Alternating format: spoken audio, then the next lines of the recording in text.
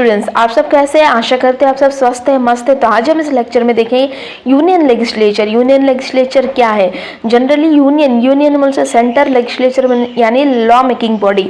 जैसे कि हम सब जानते हैं जो हमारा constitution of India parliamentary form of government form किया। पार्लियामेंट्री फॉर्म ऑफ गवर्नमेंट का अंदर ये है कि सेंटर और स्टेट में अलग अलग लेजिस्लेटिव बॉडी होगा। तो आज हम इस लेक्चर में सिर्फ हम लोग सेंट्रल लेजिस्लेटिव बॉडी देखेंगे, मतलब central law making body. Union का हम लोग, स्टेट का हम लोग नेक्स्ट क्लास में देखेंगे। अब नेक्स्ट देखते हैं पार्लियामेंट। जनरली हम जब भी पार्लियामेंट सुनते हैं तो हमारा माइंड में पार्लियामेंट का बिल्डिंग याद आता है, लेकिन पार्लियामेंट का बिल्डिंग में जो मेंबर बैठते हैं उनको हम लोग पार्लियामेंट बोलते हैं। तो यहाँ पर ये पता आता है कि जो पार्लियामेंट है वो लोकसभा, राज्यसभा और प्रेसिडेंट से मिलकर बनता है। लेकिन सबसे इंपॉर्टेंट बात यह है कि जो प्रेसिडेंट है ये ना तो लोकसभा का मेंबर है ना राज्यसभा का मेंबर है, यानी कि ये एक integral part of Lok Sabha Rajya Sabha है। ठीक है, तो हमेशा से याद रखिएगा कि प्रेसिडेंट एक इंटीग्रल पार्ट ऑफ पार्लियामेंट है, he is neither the member of Lok Sabha nor the member of Rajya Sabha. ठीक है, और पार्लियामेंट किस किस से मिलकर बनता है? Lok Sabha, Rajya Sabha and president. अब नेक्स्ट है ये है कि जो 9 यूनियन टेरिटरी है, 9 यूनियन टेरिटरी में जो जम्मू एंड कश्मीर, दिल्ली एंड पौंडीचेरी है, सिर्फ ये 3 यूनियन टेरिटरी में राज्यसभा बॉडी स्टैब्लिश किया गया। लेकिन बाकी जो 6 यूनियन टेरिटरी है उसमें राज्यसभा बॉडी स्टैब्लिश नहीं किया गया। क्यों नहीं किया गया? क्योंकि वहाँ का पॉपुलेशन बहुत कम है। पॉपुलेशन एक वेरी इंपॉर्टेंट क्राइटेरिया है एक नया बॉडी स्टैब्लिश करने के लिए। ठीक है, तो नेक्स्ट देखते हैं हम लोग क्या है, Rajya Sabha. Article 80 of the Indian constitution deal with the Rajya Sabha. यहाँ पर ये बताता है कि राज्यसभा एक permanent body of Indian constitution है, मतलब कॉन्स्टिट्यूशन द्वारा एक बताया गया कि राज्यसभा एक परमानेंट बॉडी है, यानी कि ये डिसॉल्व नहीं होगा, मतलब कंप्लीट डिसॉल्यूशन नहीं होगा। 1/3 मेंबर हर सेकेंड ईयर में रिटायर होगा लेकिन डिसॉल्यूशन नहीं होगा। ठीक है, अब यहाँ पर ये बताता है कि जो इंडियन कॉन्स्टिट्यूशन मेनली क्या प्रोवाइड किया, 250 member as a strength Rajya Sabha का इस्टेब्लिश किया। ठीक है, आउट ऑफ 250 238 जो स्टेट और यूनियन टेरिटरी से इलेक्ट होगा, और जो 12 मेंबर उनको प्रेसिडेंट नॉमिनेट करेगा कि president from among the person who have special knowledge in art, literature, science, social service. ठीक है, लेकिन ये बताता है कि at present total strength of the जो राज्यसभा है 245 है। क्यों 245 है?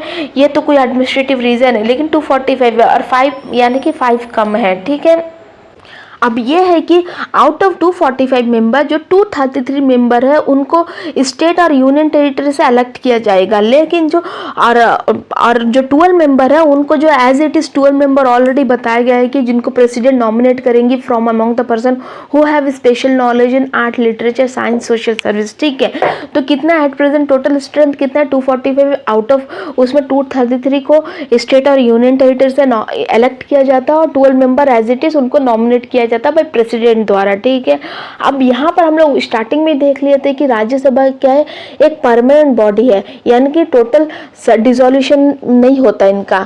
इसका ये मतलब है कि 1/3 of the member every second year में रिटायर होता है। ठीक है, 1/3 ऑफ द मेंबर रिटायर होता है, तो सिमिलर 1/3 ऑफ द मेंबर को फिर से इलेक्ट करते at the beginning of 3rd year. ठीक है, यहाँ पर बताता है कि there seat are filled up by the fresh election and the presidential nomination.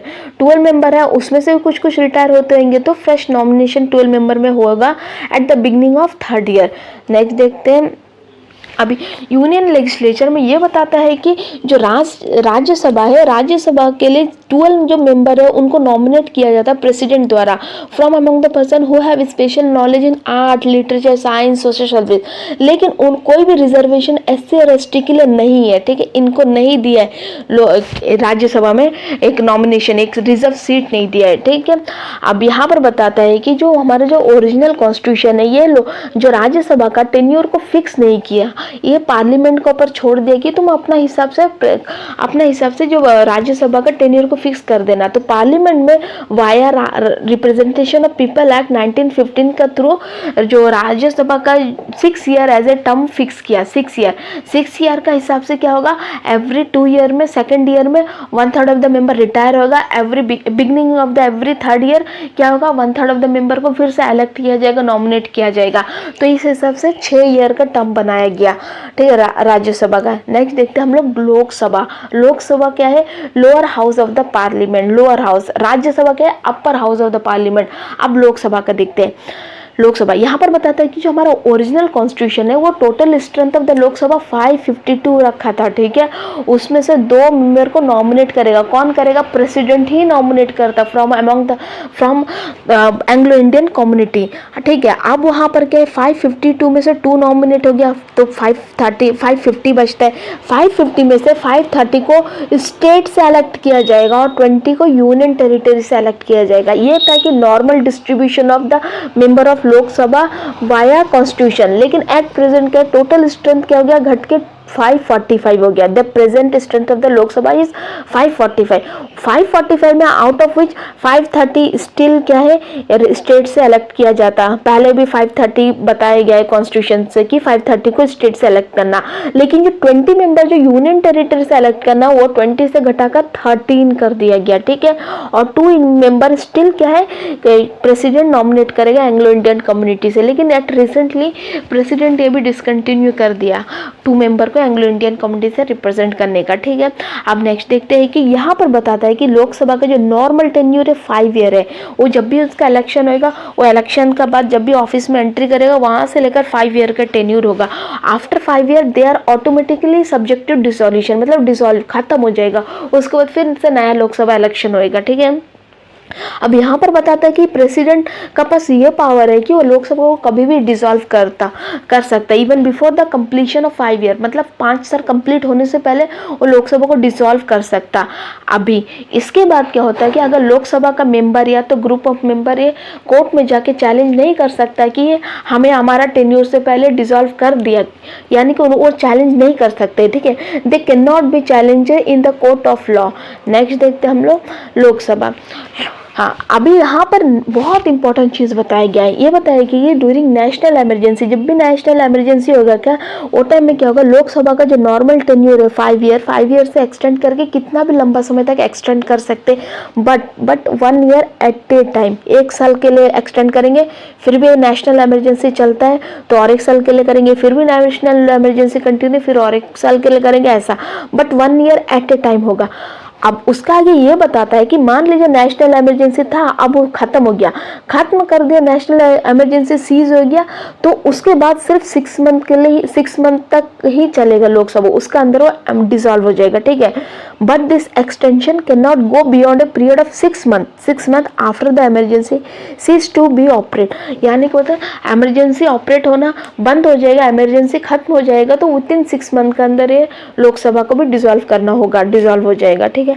अब नेक्स्ट ये है कि मेंबर ऑफ द पार्लियामेंट। अब मेंबर ऑफ द पार्लियामेंट हम लोग एज ए होल लेते हैं, यानी कि Lok Sabha Rajya Sabha both are included as a, मतलब वो दोनों को इंक्लूड करके हम लोग क्या बोलेंगे, मेंबर ऑफ द पार्लियामेंट। अब article 84 of the Indian constitution deal with the qualification of the member of the parliament, यानी कि लोकसभा राज्यसभा दोनों का क्वालिफिकेशन बताता है। ये फर्स्ट क्वालिफिकेशन क्या, सबसे फर्स्ट ये है कि they must be citizen of India, citizen of India must है, ये फर्स्ट क्वालिफिकेशन। नेक्स्ट क्वालिफिकेशन क्या होगा, उनको ओथ एंड एफर्मेशन लेना होगा, जब भी वो इलेक्टेड होंगे उनको अपना ऑफिस में एंटर होने से पहले oath and affirmation before a person who is authorised by election commission, यानी कि अगर इलेक्शन कमीशन जो भी पर्सन को ऑथराइज करेगा उस पर्सन के सामने हर एक मेंबर को ओथ एंड एफर्मेशन लेना पड़ेगा। जनरली ये पर्सन प्रेसिडेंट होता, लेकिन कभी हो सकता प्रेसिडेंट एब्सेंट है, नहीं है, तो वो समय में इलेक्शन कमीशन किसी और को भी नॉमिनेट मतलब ऑथराइज कर सकता, ठीक है। अब यहाँ पर नेक्स्ट बताते हैं कि उनके एज लिमिट बताते हैं। जब अगर कोई पर्सन राज्यसभा में इलेक्ट होना चाहता है तो उनका एज 30 ईयर से अबव होना चाहिए।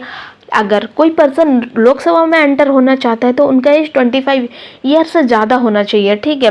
अभी यहाँ पर बताता है कि और भी बहुत सारा छुटपुट क्वालिफिकेशन है जो पार्लियामेंट द्वारा प्रिस्क्राइब किया जाता है over A period of time, वो भी क्वालिफाइड उनको होना चाहिए, वो क्वालिफिकेशन में उनके अंदर रहना चाहिए, ठीक है। अब नेक्स्ट देखते हैं। अब क्वालिफिकेशन तो हम लोग देख लिए, अब डिस्फर क्वालिफिकेशन क्या क्या होगा मेंबर ऑफ द पार्लियामेंट। तो article 1 of the Indian constitution deal with the disqualification of member of the parliament.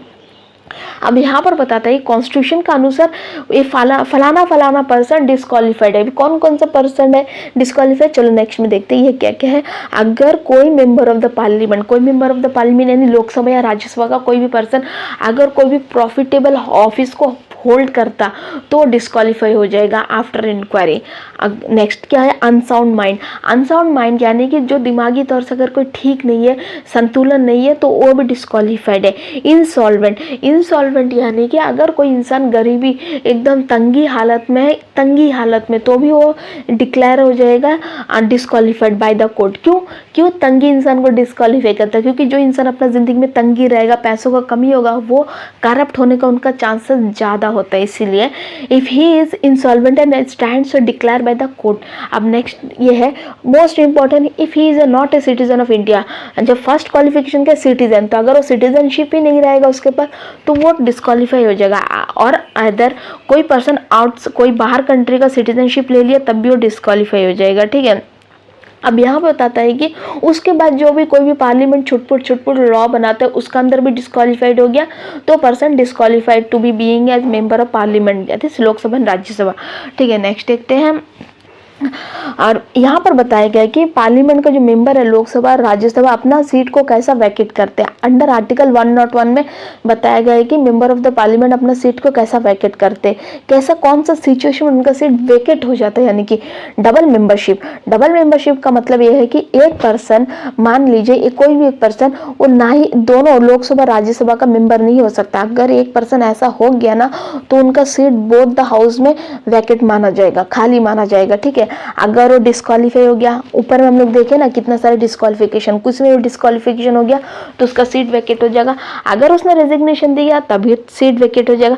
Next क्या है, अगर कोई भी पर्सन 60 डे से ज़्यादा एब्सेंट रहा विदाउट परमिशन तभी वो डिस्क्वालीफाई हो जाएगा। अगर उनका इलेक्शन वाइड डिक्लेयर कर दिया गया बाई कोर्ट द्वारा तब भी वो डिस्क्वालीफाई होगा। ठीक है, अब नेक्स्ट क्या है, अगर उनका हाउस से निकाल फेंका तब भी वो डिस्क्वालीफाई हो जाएगा। अब नेक्स्ट ये इंपॉर्टेंट है कि अगर कोई person as a member of parliament है, यानी राज्यसभा का मेंबर है मान लीजिए, या तो लोकसभा का मेंबर है, अब वो इलेक्ट हो गया प्रेसिडेंट या वाइस प्रेसिडेंट, तब भी उसका office as a member of Rajya Sabha Lok Sabha vacate हो जाएगा, लेकिन वो एज ए प्रेसिडेंट या वाइस प्रेसिडेंट बन जाएगा, जो भी जिसमें भी इलेक्शन होता है। ठीक है, और अगर उसको governor of the state appoint कर देते तब भी वो लोकसभा राज्यसभा का जो मेंबर में से वो वैकेट हो जाएगा, मतलब वो सीट वैकेट हो जाएगा। नेक्स्ट देखते हैं उनका ओथ ऑन अफर्मेशन क्या है। ओथ ऑन अफर्मेशन, जब भी कोई भी पर्सन इलेक्ट होता है member of the parliament, as a member of parliament यानी लोकसभा और राज्यसभा में, उनको ओथ लेना होगा बिफोर द प्रेसिडेंट।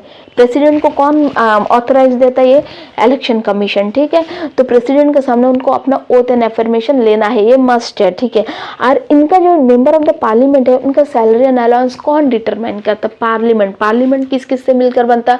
हम लोग फर्स्ट देखे लोकसभा, राज्यसभा एंड प्रेसिडेंट, ये दोनों का ये तीनों का संगठन से पार्लियामेंट बनता। तो ये जो मेंबर ऑफ द पार्लियामेंट का जो सैलरी अलाउंस कौन डिटरमाइन करेगा? Parliament as a whole body. ठीक है, तो ये नेक्स्ट देखते हैं, ये था हमारा पूरा यूनियन लेजिस्लेचर। ठीक है, नेक्स्ट क्लास में हम देखेंगे speaker of the Lok Sabha, deputy speaker, the chairman of the Rajya Sabha, deputy chairman, joint session of the parliament and difference between power of Lok Sabha and Rajya Sabha. ये सब भी यूनियन लेजिस्लेचर का ही पार्ट है, तो ये सब हम लोग नेक्स्ट क्लास में देखेंगे। तो आशा करते हैं आपको ये लेक्चर बहुत अच्छी लगी है, तो आप चैनल को सब्सक्राइब जरूर करें और वीडियो को लाइक और शेयर जरूर करें। Thank you.